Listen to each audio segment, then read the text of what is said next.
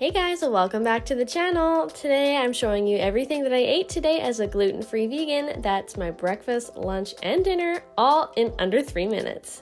So for breakfast today, I made a really yummy spiced apple oatmeal. I used a Honeycrisp apple and a few spices that I had, plus I added some ground flaxseed. This just helps to thicken it up, plus it's really good for you. It's full of vitamins. And then I added some coconut sugar just for a little bit of natural sweetness.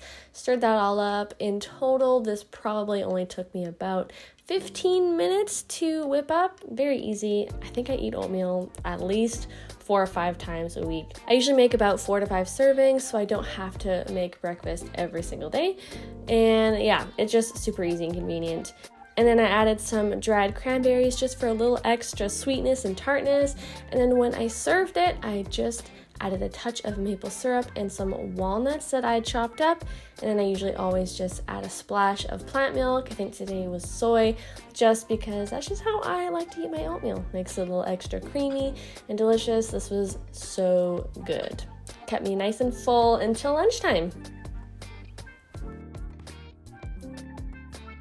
So it's lunchtime and I got about halfway through my bowl of soup, and then I realized I hadn't filmed it yet. So here we are.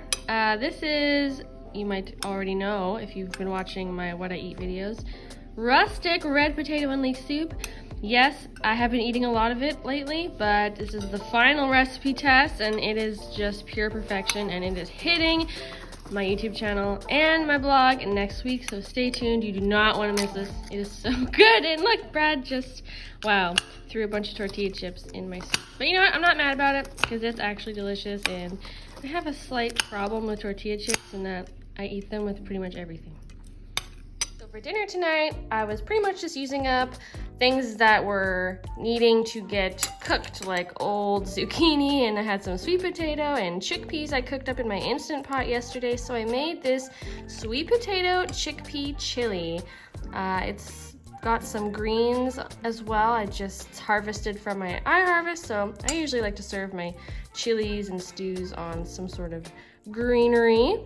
And yeah, I've got some chipotle peppers and adobo here, some fresh green onions, zucchini, some leftover canned tomatoes that were in my fridge, and you know, the usual garlic and onion and spices, and it should be pretty delicious. Can confirm it is delicious. Sweet, spicy, smoky.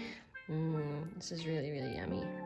Thank you guys so much for watching. If you like this video, make sure you give it a big thumbs up and subscribe below. See you in the next video.